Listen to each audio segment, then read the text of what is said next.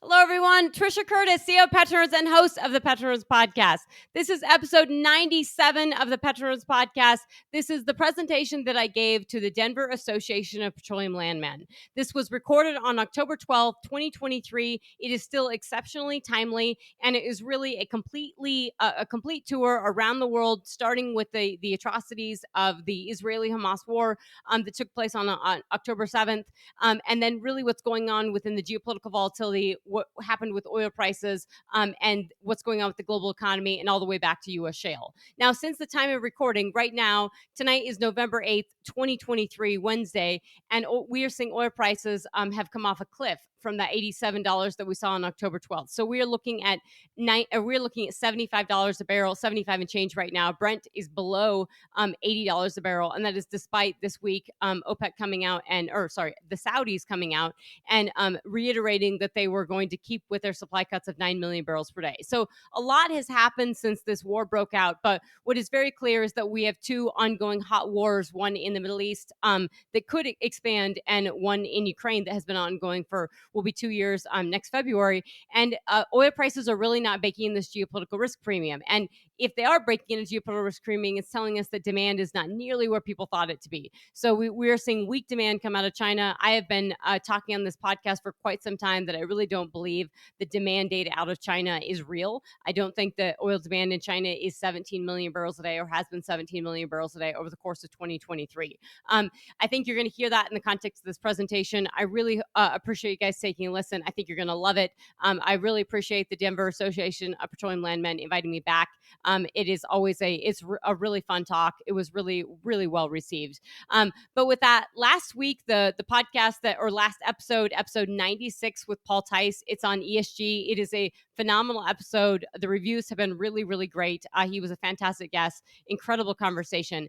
And the next episode that we'll be dropping, episode 98, is going to be with Tad True, with Bridger Belfouche Pipelines and True Companies. It is one of the best podcasts I've recorded in a really long time. He's extremely candid. He's very funny. And it's just a really good, candid conversation on the Rockies, on North Dakota, on the Powder River, from a midstream perspective, and for somebody who is from Wyoming, sitting in Casper, Wyoming. So with that being said, I look forward to you guys taking a listen. Look forward to talking to you soon. And talk to you soon, folks. Bye. Well, up next, we are honored and excited to be joined by Trisha Curtis. Trisha Curtis is the president and CEO of PetroNerds. She founded the company in 2015 and began working full-time at PetroNerds in January of 2016. She was formerly the director of research upstream and midstream at the Energy Policy Research Foundation in Washington, D.C. Since 2010, she has led extensive research efforts and major consulting projects, and has authored several reports on the North American upstream and midstream markets. She was also the manager for strategy and analytics at Andrews Exploration in Denver, Colorado. At PetroNerds, Ms. Curtis leads research and consulting services. She's a macroeconomist with expertise in U.S. shale markets. She's globally recognized for her knowledge of U.S. shale and has been asked to speak and present at several forums, including OPEC in Vienna, Austria, in Bahrain, and in Riyadh, Saudi Arabia, Stanford University, Chatham House, Oxford University, Denver University, and Colorado School of Mines. She is also host of the PetroNerds podcast. Please help me welcome back Trisha Curtis.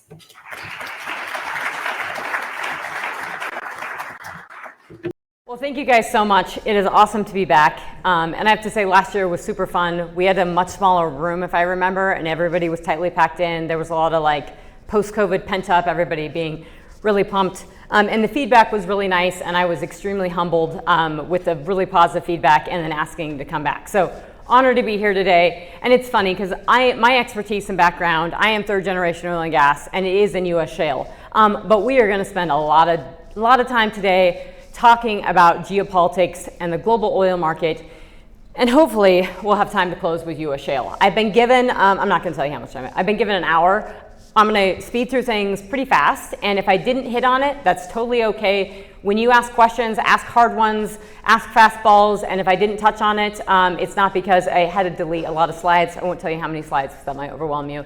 But we're going to go through a lot of information, and I will say that if I had to do this presentation, 2 weeks ago, I had slides kind of ready, and that all went out the window within a week. And that's because the world has changed pretty quickly. So what I would like to go through today, and if you haven't listened to the podcast, please do, because I go through a lot of this stuff. I think repetition is a big deal, and I sort of reiterate a lot of stuff and really drill stuff home, and I've had some awesome guests lately. But we're going to talk about geopolitics and the ongoing war right now in Israel and the war in Ukraine and all kinds of geopolitical volatility. We're going to talk about cost and relationships and sort of reality. And there's a lot of complexities when it comes to multiple wars around the world, how much the US has to fund this, the amount of debt that we have, the level of interest rates that we have, and that we now have interest payments that are more than what our actual military spending is. So this is where things start getting really tricky, really fast. We'll talk about oil prices and inflation. We got an inflation read today. Lo and behold, I was updating. We had inflation read today. We also had IEA's report come out, as well as OPEC. We'll talk about Saudi Arabia a little bit, OPEC, China. Naturally, we have to talk about China because I like to talk about China. ESG education, we'll do a little bit of that. That's really just talking about China and making people uncomfortable that are very pro-wind and solar, because I am definitely not. And I'll explain why. And then we'll close with talking about the US economy, which is not nearly as resilient as many think. And that looming recession will eventually happen. I think the longer it goes out, the worse it might be. But knowledge is power, so don't freak out. And then we'll close with a very positive story on the very, very resilient US shale, which is at 12.9 million barrels a day and nearing that record high of 13 million barrels a day. So the atrocities in Israel, I cannot understate them. If you're following market coverage, whether it's Bloomberg or CNBC or FT or anything, a lot of it's sort of putting it in the context of this is pretty isolated, this is in the Middle East, it's probably going to be short, and if it extends, then we'll worry about it if it gets beyond that. It probably is not going to be very short. It was really, really devastating. It was very, very bad. If you're following deep Israeli coverage, it was horrific. And I say this because it's important to say it. I was going through podcasts, and even a China podcast, and somebody was even talking about beheading of babies that happened last Saturday. So over 1,000 people were killed in Israel, and then they have committed, they turned back, so there's been over 2,000 deaths, both on the Israeli and Palestinian side. It's horrible. But it's really serious because Israel is this little strip of land in here. And so we have all these complexities in the relationship balance that Israel has. Israel has relationships with China. Iran has a close relationship with China. Russia has a close relationship with Iran.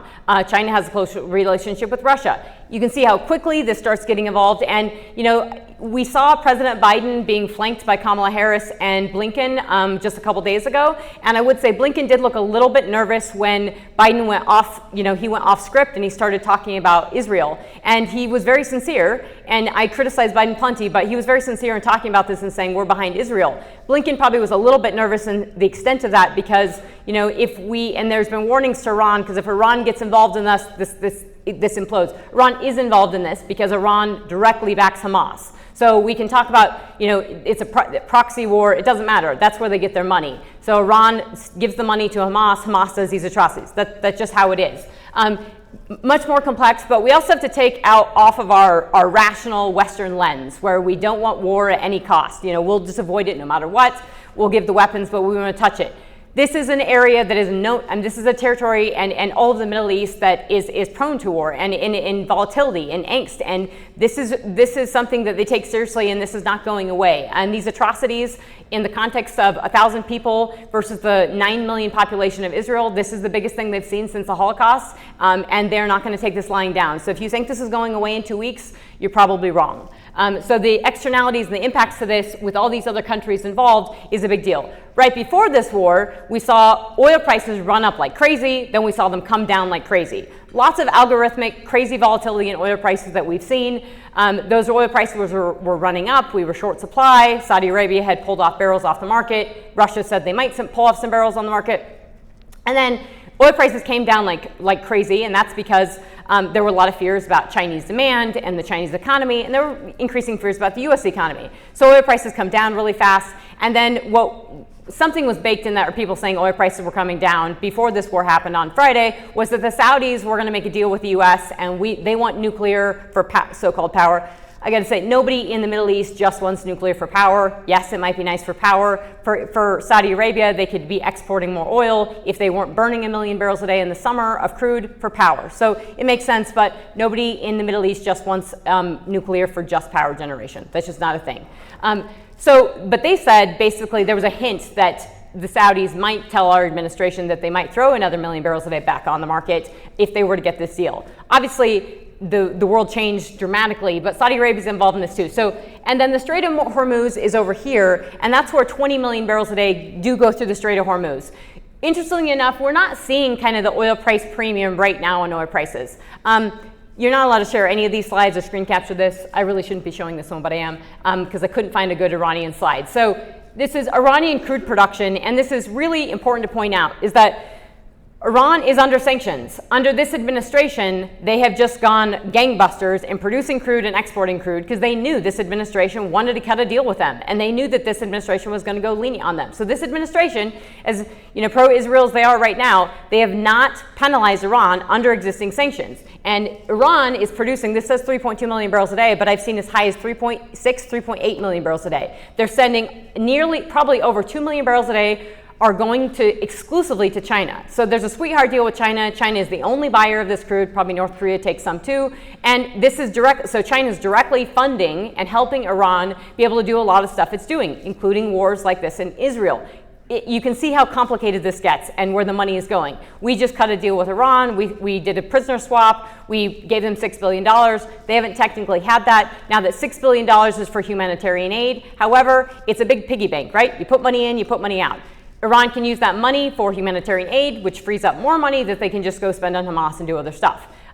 These are just realities. They are uncomfortable to talk about, but they're very, very real. So if we sanction, if we enforce existing sanctions, crude could come off the market, and that would mean higher oil prices. Now, this is where the administration is probably looking to Saudi and saying, please, if we sanction Iran, can you please add those barrels back? And the Saudis will say, well, the price will probably be the same, so we know maybe why not. And then we have the Russians involved in this too. Nobody's really talking about Russia right now. Nobody's really talking about China right now, because this is a very news-driven cycle, and we're sort of focused on this. And then today, you wouldn't even know this is happening because everybody's focused on the inflation read.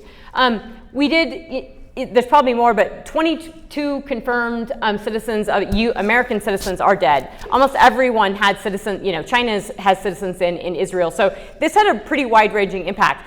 There's also hostages. There's probably over 100 hostages. That's a really big story, and a big, elongated, evolving story. Obviously, Hamas wants to exchange those hostages and get the most extracted. Turkey, another country involved here. Technically in Europe, but Turkey basically came out and was very pro-Palestinian in this and really said some negative things about Israel. So we can see they're clearly showing their cards really quickly where they land. And China, nobody should be surprised what China said. China didn't really say much, and that really made the Israelis quite sad, is that China didn't condemn this. China is politically pro-Palestinian, so they weren't going to condemn this, but they do have investments with Israel, and that's just what China does.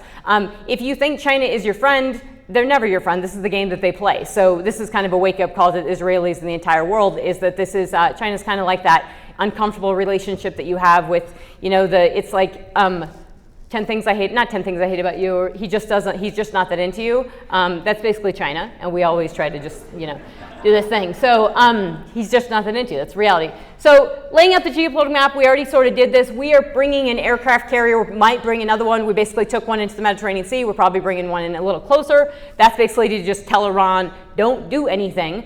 That's a pretty serious thing. This is, you can see, I was Paul Tudor who said last week, geopolitical volatility is at its height. It is at a height. We have never probably seen this type of, all these type of little factors going on in the world, and we haven't even talked about China and Taiwan and Indian demand and India's role between Russia and China, and the ongoing war within Ukraine that's nearly 2 years on, has no end in sight, needing funding. You have a lot of hot spots, and you have a lot of, when something goes on in the Middle East like this, it can extend.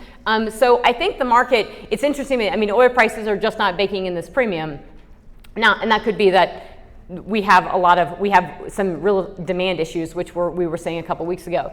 This is an old slide. I say that because I just made this really simple, and that's that very simplistically, pre this war in Israel, China is getting crude oil, they're getting natural gas at a massive distance. They're getting over 2.5 million barrels a day of crude oil at a discount from Russia. They're getting coal, they're getting natural gas. They were last summer exporting some of that natural gas via LNG back to Europe.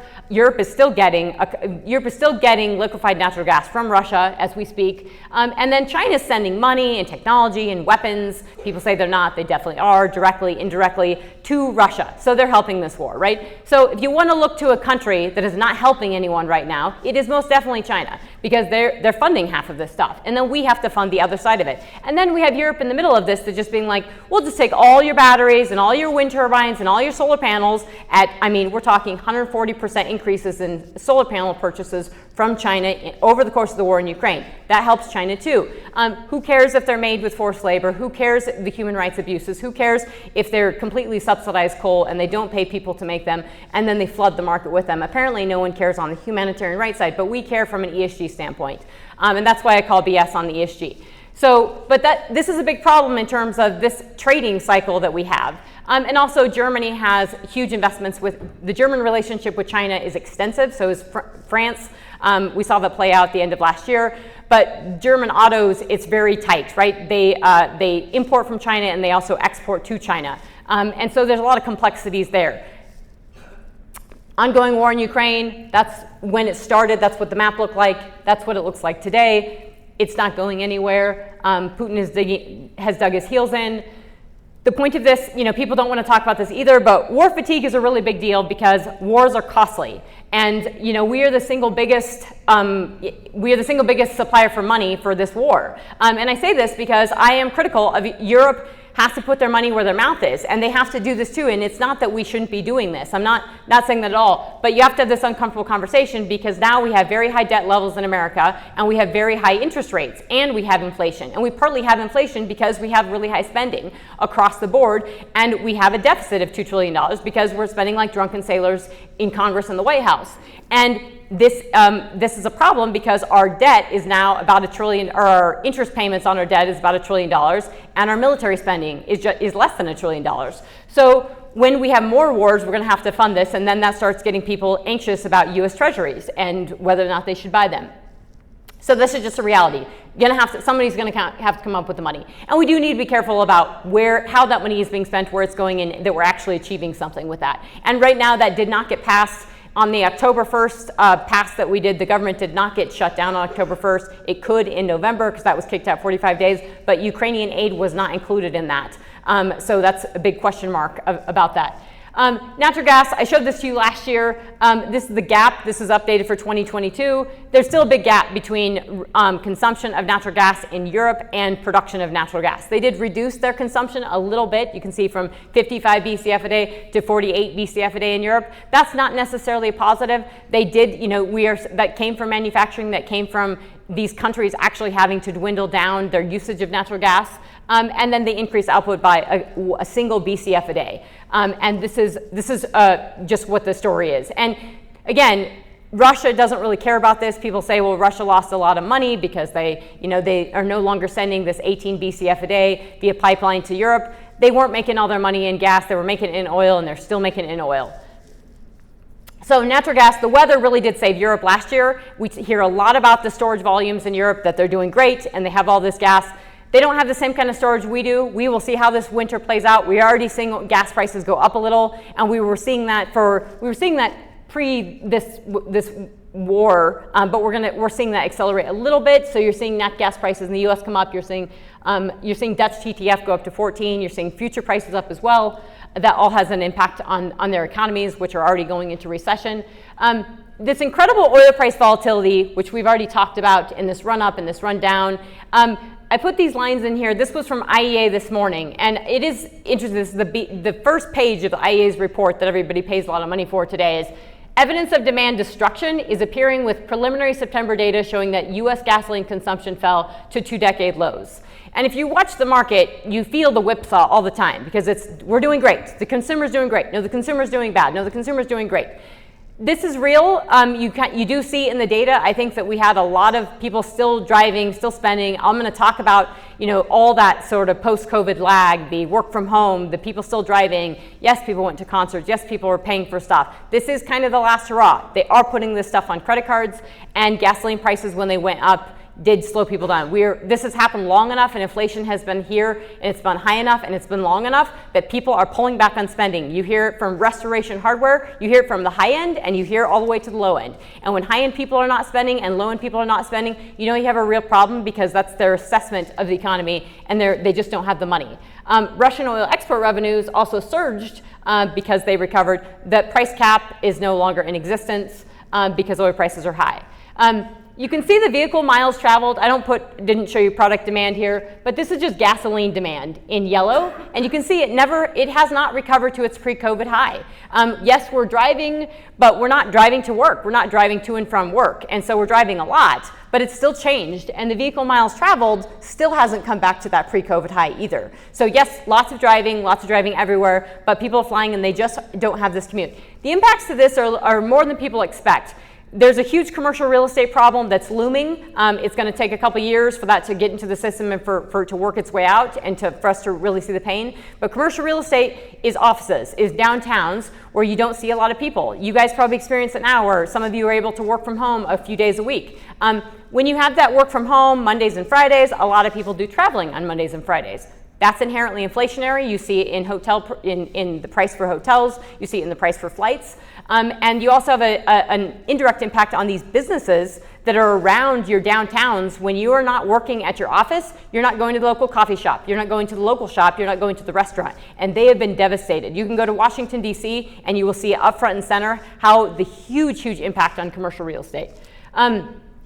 Switching gears real quick, just thinking about demand and where we need to be thinking about a looming recession and what's going on.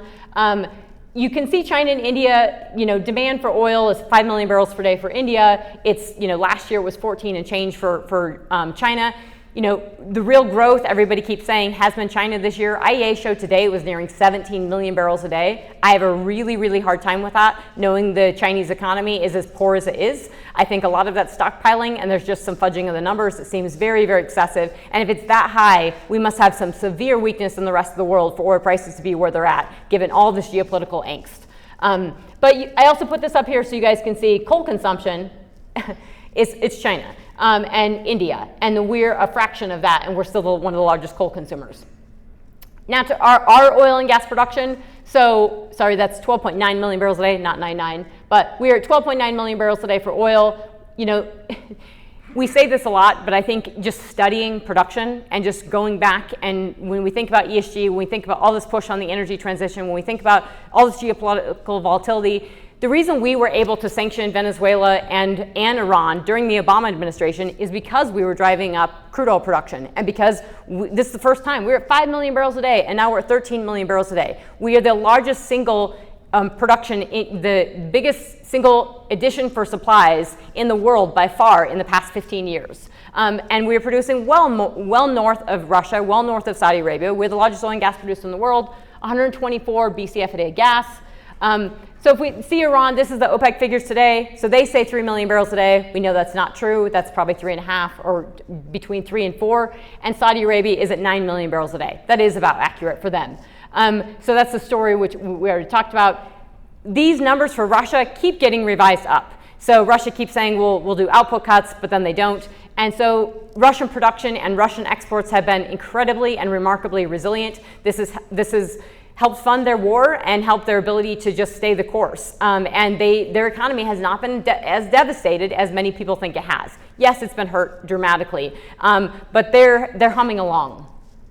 Now, Russian supply, so you can just see those are Russian exports. They really haven't dropped off massively. That black line is their revenue. Also hasn't dropped off nearly as massively. So those sanctions we all had, they're just not working. And then China consumption and production. China produces about 4.5 million barrels a day crude oil, and everything else they have to import. So as I said before, they're taking 2.5 million barrels a day from Russia. They're getting over 2.5 million barrels a day, probably 2 million barrels a day from Iran, and they're getting 2 million barrels a day from Saudi. That's the bulk of it. So you want to talk about what's going to go on in the Middle East and where China's going to land. It's not going to be on our side.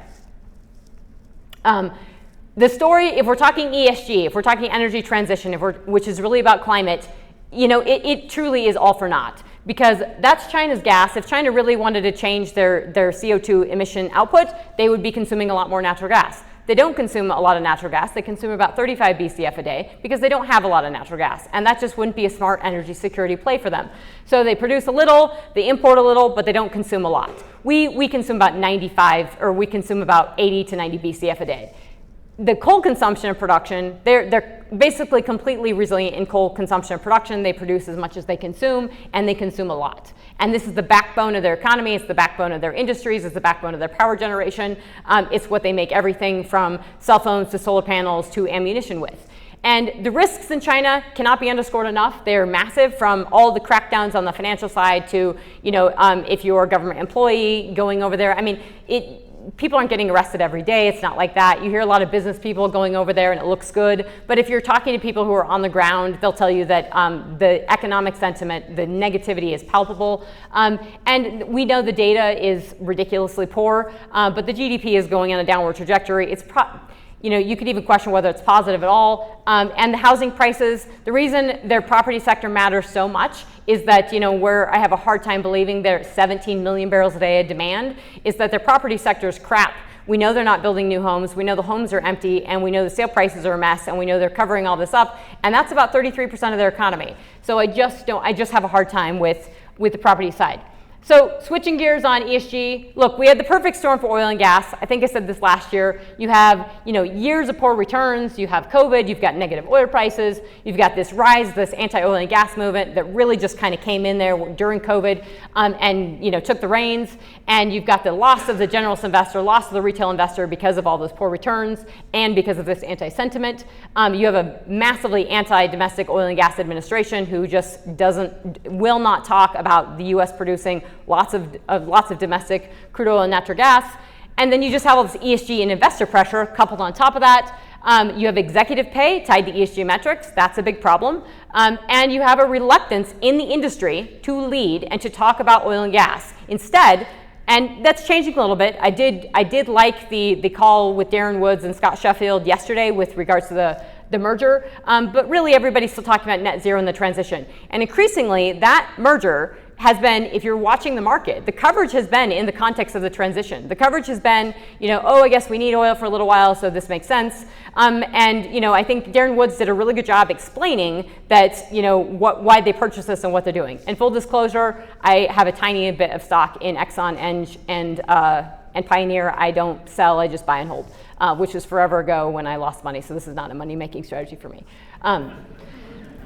So U.S. net power generation, the reason this matters on the ESG front, and also you're starting to hear people get a little bit anxious about U.S. power. This is the reason partly why nat gas prices are going up a little, is that we have shoved a lot of wind and a lot of solar into our grids. And when those aren't working, so we had a little hotter than expected October and a hotter than expected September. And so when it's hot, the wind doesn't blow. And so we had some issues on the wind side, but when you shove all those into the grid, this is our total net power generation. You can see it really hasn't changed.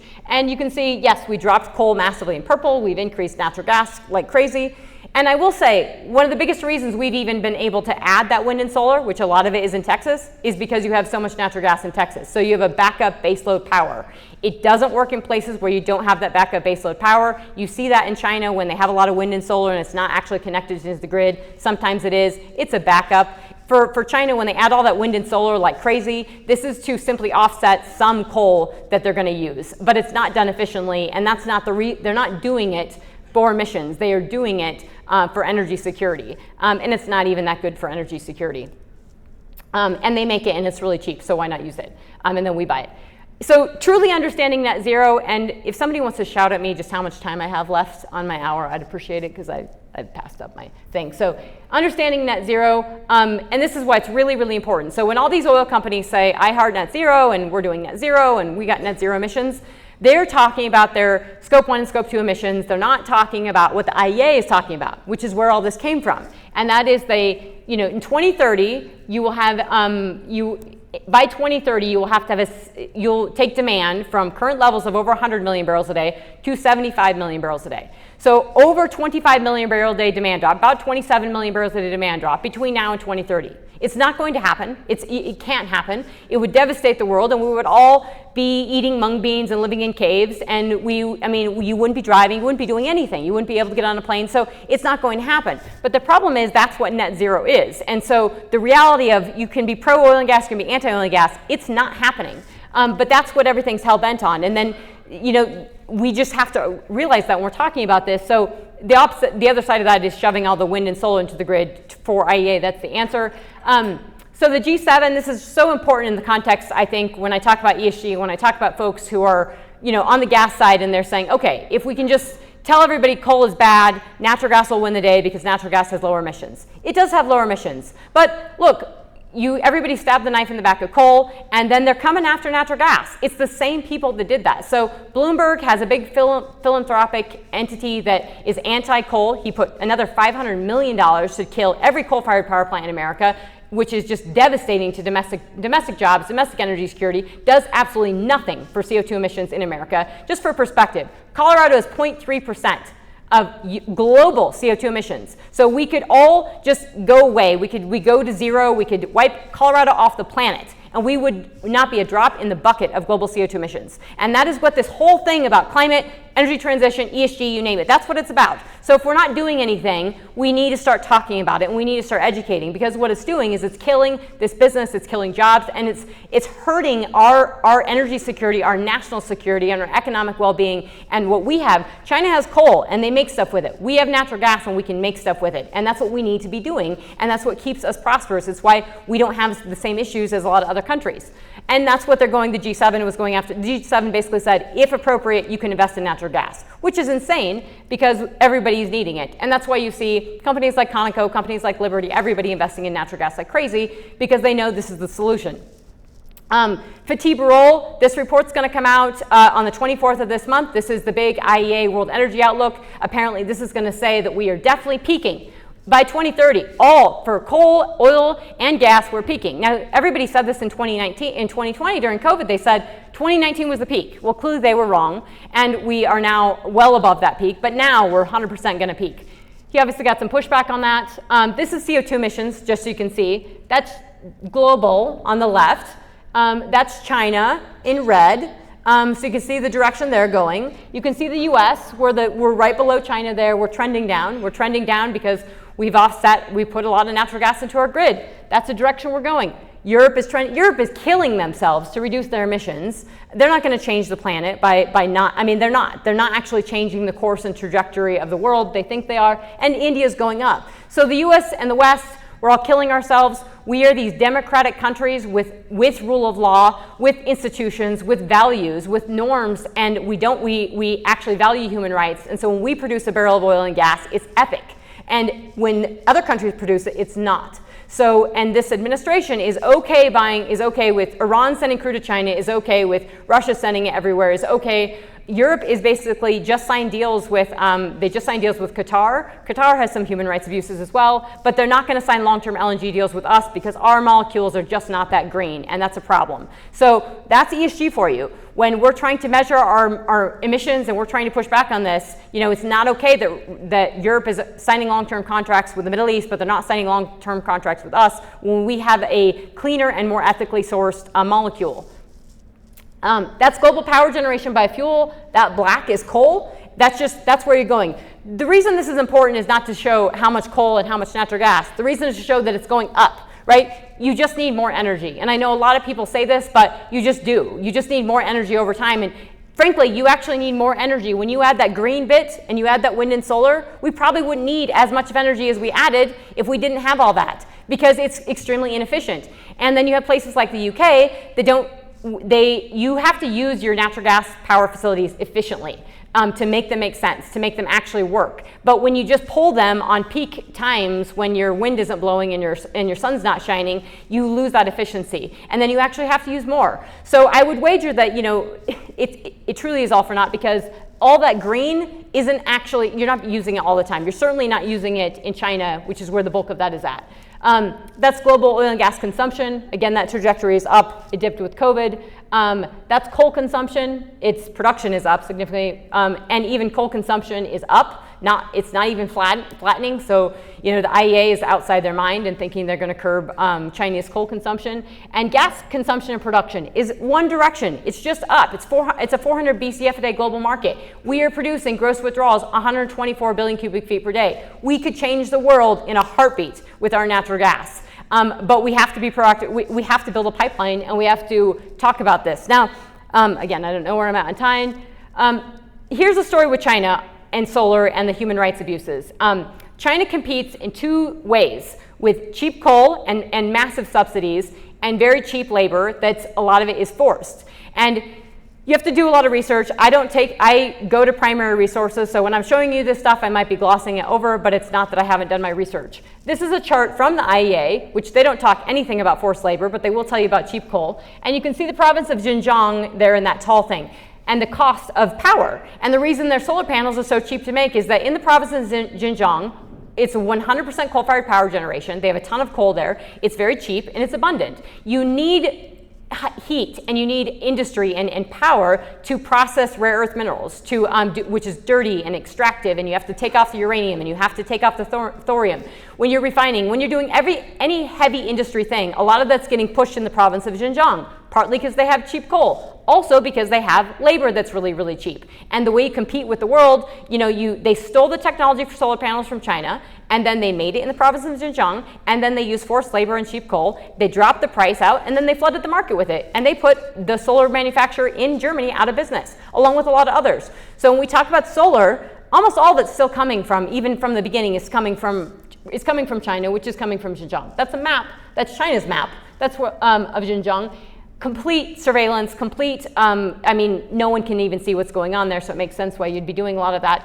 And then, we don't have to get into this, but, they control the value chain it's not just solar panels, it is electric cars, it is the whole components of the battery, and it's also wind turbines. So the entire value chain for so-called clean tech is controlled by China, and a lot of that is increasingly, including electric vehicles and batteries, is produced in the province of Xinjiang, partly because you have the power and you have the very cheap labor.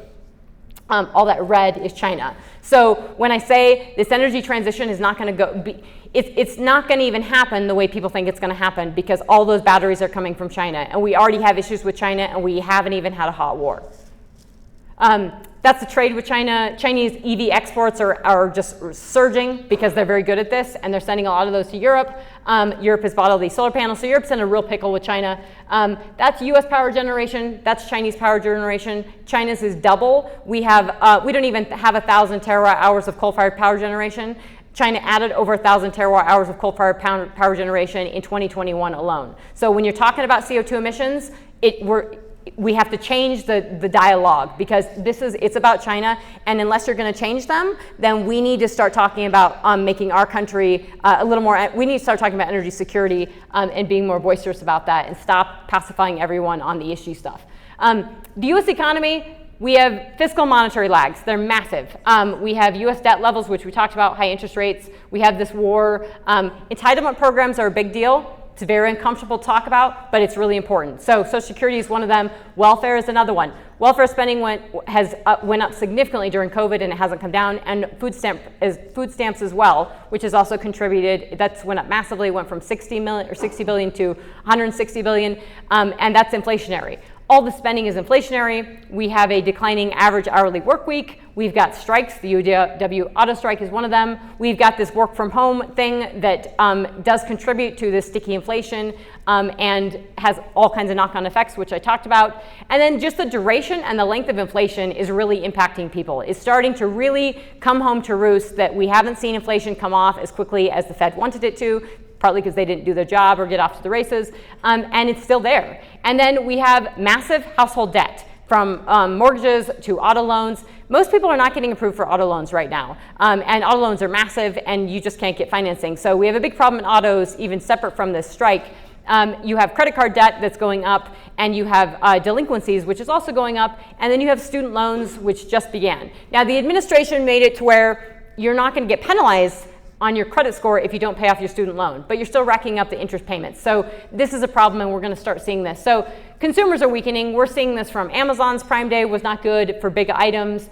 Citi is talking about cracks forming with the consumers. We're definitely seeing that. We're seeing banks start to write off loans. We're seeing the Homeowners Association write letters to the Federal Reserve saying, stop raising interest rates because you're killing us. Now, partly why interest rates are rising so much and why you're seeing, if you and I were to go get a mortgage today and we're going to put, in Denver, a whopping $200,000 down on $1 million house, we have to mortgage $800,000. It's probably not going to happen. We're probably not going to get approved even with an 800-something credit score, because that $800,000, you have to mortgage that now at over 8%. And your mortgage payments are way more than your principal. Or your interest payments are way more than the principal. So things are completely out of whack. People think we still have a hot housing market. No, we just have a housing market that's not moving. And 40% of the Denver market was cash offers, 40% roughly. There's a lot of cash offers.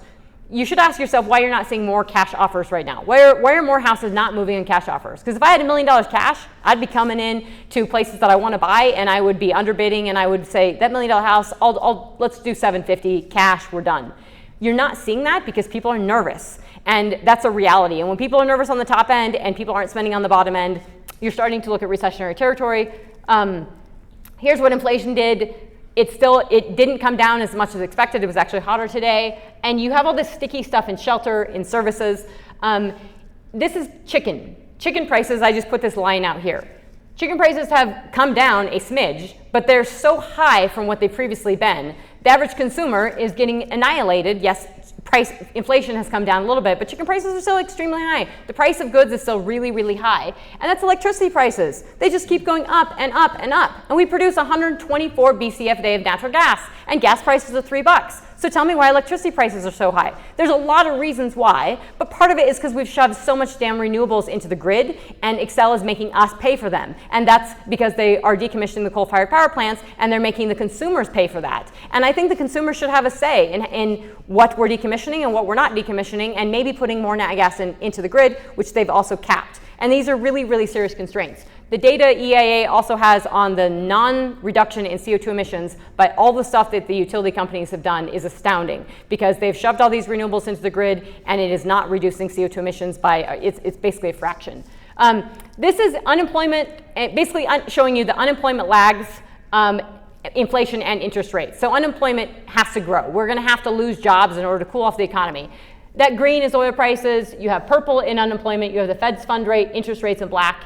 And you have orange as in inflation. And you can see how it trends. I just put this up here so you guys can see the 70s and the 80s, and you can see that inflation and interest rates are up, and that purple, the unemployment comes later. So everybody's wanting to know where the recession is. It's coming, unfortunately. And we have this very tight labor market now, which is a problem for the Fed, and this tightness in the labor market is keeping things elevated.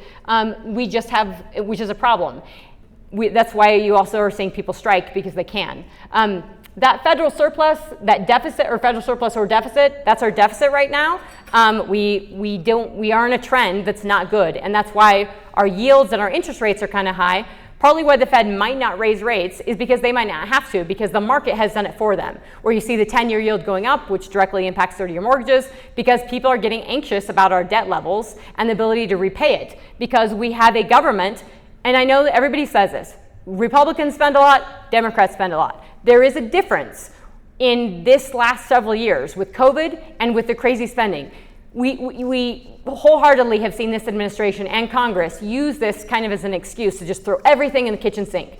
The Inflation Reduction Act is not an Inflation Reduction Act. It is a massive spending bill with a ton of pork in it and a massive stuff on green tech. Guess what? Green tech doesn't actually make money yet, and solar and wind are heavily subsidized. So what we're doing is we're subsidizing, and we have all this stuff, and that's our spending. That's how much has not come down. And this is where economists are starting to talk and speak out loud that this is a problem that's sticking with us, and we have to address it. So no matter where you sit on either side of the aisle, debt is a problem, and it's coming home to roost.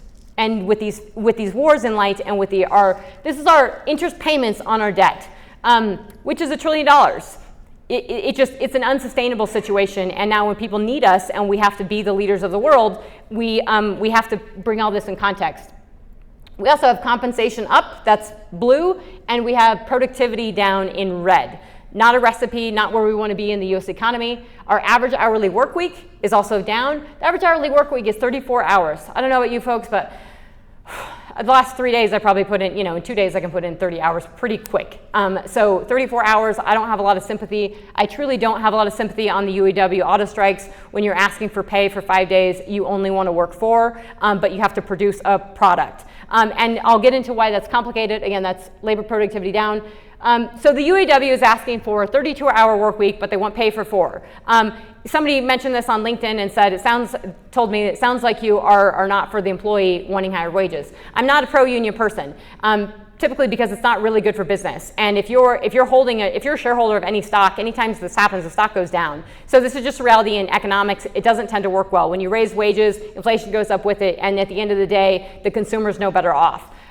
So the problem is all this pay, they want restoration of all this pension and all this pay that they had before these auto companies went bankrupt in 2008, and then the government had to take them over. So you can't go back to a situation where you would make these companies bankrupt. The coverage on this by some experts has been just phenomenal, because the reason this is actually happening is partly because the energy transition movement and the work to move these companies to make more electric vehicles. The problem is nobody's buying those electric vehicles right now. They're making all the money in their F-150s and in their big Suburbans. And that's where they're striking right now, is to really hit these companies where it hurts. And Ford is losing $50,000 per electric F-150. That's a problem. They're losing a few billion dollars a year as a whole on their EVs, and they haven't even jump-started this. So, there's some people that have done some excellent coverage on these Detroit auto strikes, and they basically said, we've never been here. We've never had the government subsidizing autos for electric vehicles, even when no one's buying them, forcing people a transition by 2030, and also having these strikes that are ongoing, because you don't need as many people to make an electric vehicle as you do a regular vehicle. And so all these people are asking for guaranteed pay, guaranteed jobs, and they'll get paid for community service even when the jobs go away. It's an untenable situation, and I don't think we're going to go there for a minute. If you're not buying these cars, there's going to be a breaking point. You can see where all these are breaking points, but this is a really, really serious issue, and this is something that's been pushed through by the government. And the government, when they pick winners and losers, it typically does not end up in your favor as a consumer. That's mortgage debt, auto debt. It's a lot. That's your 30-year mortgage. That's your average mortgage size. The problem is that, everybody says this. If you have folks in the room that said, I remember the 70s, I remember the 80s, my parents say that too, but the average size of your mortgage in the 70s and 80s was a fraction of what it is today. So it's a completely different story in terms of the size, which we talked about. So it's just different. And lastly, I know I'm way over time, US oil production, it's just killing it. Texas production is at a record high, which I think is just phenomenal and awesome. We don't talk enough in this industry about the technical feats, which Darren Woods did talk about more yesterday, which I thought was awesome. US natural gas production, even with prices coming down, it hasn't come off a cliff. Those high prices last year were game-changing for this industry because they did spur a lot of companies to just go crazy drilling everywhere. It really spurred private companies to go after less enticing oil acreage because of that gas drive. And that's a really big deal. So if we see sustained $4 MCF gas, expect the exploration, expect the privates to be moving into those places that are not so-called tier 1 acreage. Texas record production, as I said, it's great. You do have a lot of pressure on the industry. I know that because I'm like a service company, I work with the industry. This has been a really, really hard year. I can tell you that from every industry event I've been to, people are not getting as much money from the industry. The industry is kind of in this duck and cover mode. You have high oil prices, but they don't know what to do. They're certainly not spending on intel and education, which they need to be doing. But there's just so much government pressure and there's so much uncertainty. And a lot of these smaller companies are really feeling it.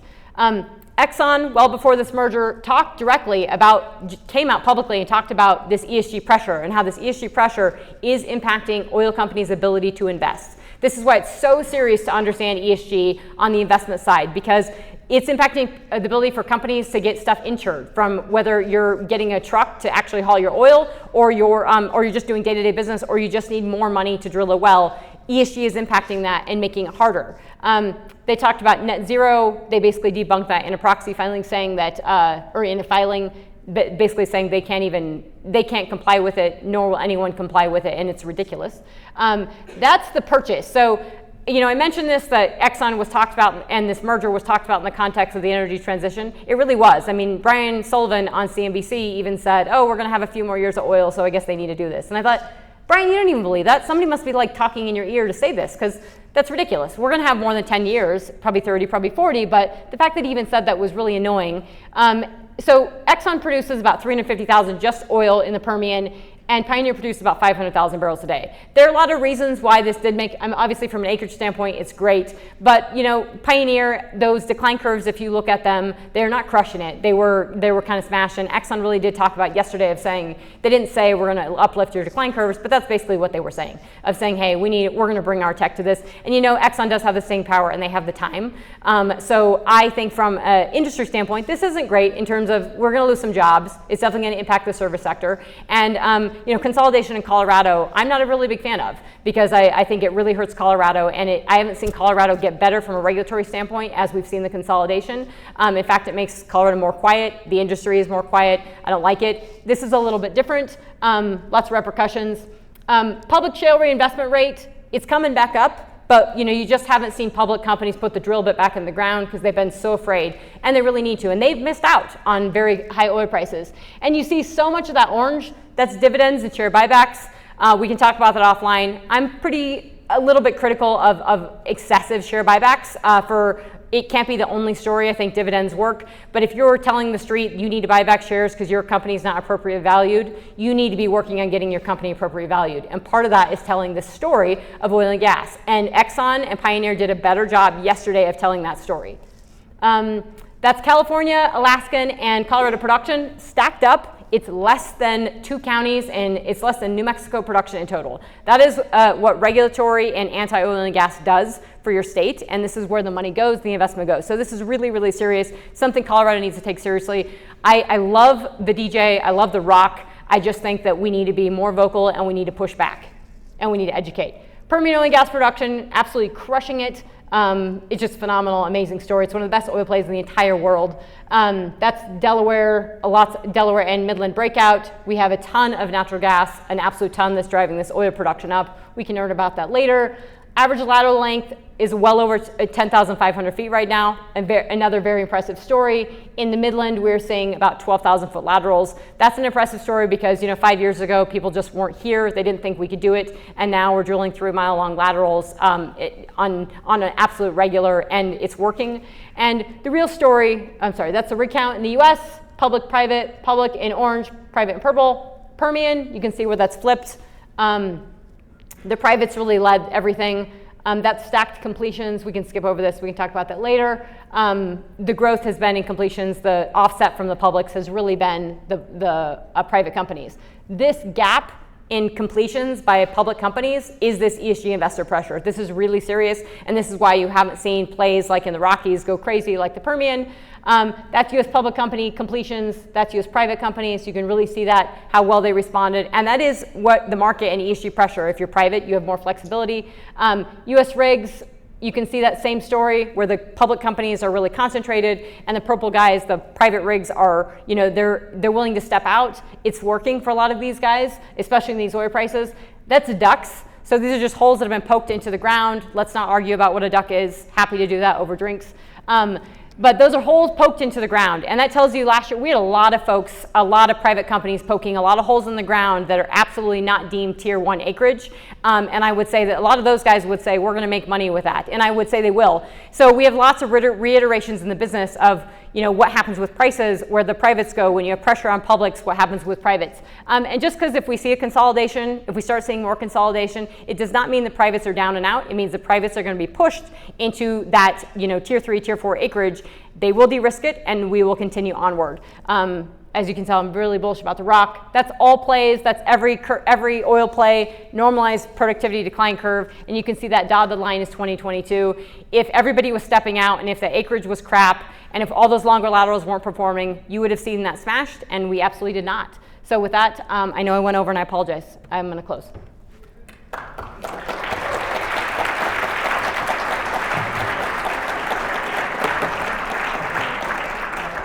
We have time just for 1 or 2 questions. 1 or 2 questions. Oh, we do have 5 to take, so maybe more than 1 or 2 questions. So we got a question right over here. Yes, sir. What is your name and who do you work for? Repeat the question asked here. And just, take a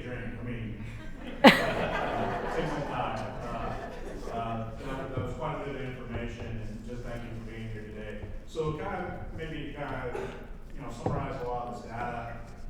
What's your short-term outlook and what's your long-term outlook? And I'll put it as simple as bullish or not bullish, on, natural resource or maybe oil prices or natural gas prices, our industry. I guess I know we have renewables here as well, but I'm more focused on the hydrocarbon intensive industries. Bullish or not? Long term, very bullish in terms of not probably as in the same way a lot of folks in the industry are, in terms of we just have this super cycle and it's going to go to 150 barrels, $150. No, nor do I think we're necessarily going to, we may not go to 120 million barrels a day, but I think we're not going to decline in demand. We would, when we talk about peak demand, yeah, we could peak. It's less important about targeting that peak of knowing when will it peak and how long will it stay there. And the ability, we think of peak like a sunset and it coming down, and it's not going to come down. It's just going to stay there. And so as the industry, we have to think about that. So I'm very bullish about the long term, but more bullish in terms of, I also think that lower prices are way better for everyone. They're better for the economy, they're better for the society, they're better for the stability in oil prices. So we get really excited about really high oil prices. You can see this year, it hasn't really, proven out to be a really good thing. And we are seeing that demand come off. In the short term, I am pretty nervous about these high prices with a weakened consumer, and I'm pretty anxious about that. I think we have so much volatility in the global economy just before this war. Now we have this war, and now we have this angst, and we don't have enough people we have people that do what I do, but you need more people, you need more voices out there, and you need companies need to be taking that and internalizing it. And so I think the next few years could be rocky. Doesn't mean oil price won't be up, but I'm not so bullish about I'm not bullish that the industry is going to do a great job in articulating and understanding the next few years and coming out rosy on the other side. I think that we need to do a better job of that. Thank you. Great question. Thank you. Anybody got a hand up? This is free consulting, people. Seriously. We have a question kind of over here. Tyson, again, what is Tyson Young? Tyson Johnson, Benson Energy. As you look at these global issues and these global prices, and you look at where we're at with the looming financial crisis that we're kind of going through that's headed in an even worse direction, what do you think are going to be, from a political standpoint, do you see major sea changes happening in public opinion because of the effect of this? Is it going to be after all of these things happen, or do you think with enough information people will actually make a change before it? It's a great question, and a lot of folks are often afraid to talk about politics, and unfortunately politics is really intertwined with this, with everything. So it's a good question. I would say, if you look at how the cities have voted, if you look at like a place like Denver, didn't go the way actually it probably should have gone, given the levels of crime and stuff, and the homelessness. So Denver's is kind of an outlier, but a lot of major cities have been, Chicago too. And then you start talking to people, and I say this anecdotally, but seriously, every single Uber driver I talk to, I didn't talk to the one this morning because I was thinking too much, but I talk to most of my Uber drivers to ask what I do, and almost all of them, we start talking about the market, we start talking about the economy, we start talking about their business, and I always come away realizing this country's not nearly as divided as the media seems to portray we are. And they always want to listen to the podcast, they all become podcast listeners, and I'm just like, wow, the podcast is called PetroNerds, and we're driving a Tesla, and you just told me you're very anti-oil and gas, but they want to listen. And so I think that there's something going on there that I realize, and then we actually see it. There's been some recent polls, and I don't want to get into Biden versus Trump, and I know that makes people uncomfortable, but something as simple as the anxiety that people have, the big anti-Trump movement. There was an NBC poll that came out recently, and I do think it's telling for the economy, and it says that there were a lot of folks that were asked, they were basically indifferent, either anti-Trump or indifferent on Trump, and they said basically now they would have taken their bets on Trump because of their position in their how they feel about the economy. At the end of the day, voting does come back to how do you feel about the economy, how are you doing? And I think the UAW auto strikes are really interesting because CNBC did some coverage on that, and they showed it's a pretty big mix. You have pro-Biden folks out there. Biden didn't go directly to the picket lines, but he was there, he was in that picture, and you have all these Trump supporters as well. These people are protesting because their inflation is high and their cost of living is really high, and they say that we have real inflation. And so whether or not whoever they're blaming, they're saying this economy is not working for me and we have really high inflation. So, and that inflation is increasingly, and it's taking kind of a while to get there, it is increasingly now being blamed on this administration. And I think that is being compounded with, we also have, our theft in Target, our theft in Home Depot, our theft in all these places is really high. That there's some correlations to that with some of the city politics and the lack of prosecution for theft. But this is really starting to weigh like the business climate and the economy, and that stuff is starting to weigh on businesses. So I do think we're starting to see some of that, but it ultimately ends up in the polls. And I think in terms of geopolitics, we just have such poor coverage every day on a day-to-day basis on TV that it's hard for probably the average American to wrap their arms around it. I think the average person is a lot smarter than the media wants them to be. I think we need to spend time, talking to people more. Even if, you disagree with me, I am completely okay with that. But I am happy to have that conversation, and we just don't have enough of that. Hands up if you have a question. I do have a question for you. You mentioned you have a podcast. Could you maybe slowly tell us how to find that podcast? Absolutely.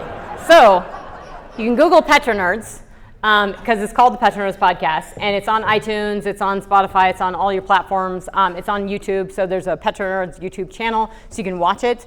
And the latest, I'll be dropping. I had Tad True with True Companies. It's his first podcast he's ever done. So it's really, really good. It's super frank, candid discussion. It is just awesome. Talking from COVID and prices and midstream. Chris Atherton was this week with EnergyNet. And the feedback has been, truly phenomenal. So it's on iTunes. You can go on my website, also reach out to me. I have cards up here. You can reach out to me directly. If you love what I do, if you love this business, if you like this intel and you thought it was going too fast, you should probably become a client. But if you want to support it, you should support the podcast, and you really should be a sponsor, because if you like this mug, super cool, I know this, you could get your logo on one side, my logo on the other, just a thought there. So, yeah. So if we Google Trisha Curtis, PetroNerds, we'll find your podcast. You absolutely will, and a bunch of other stuff. That's it. Okay, let's go. Thank you, guys.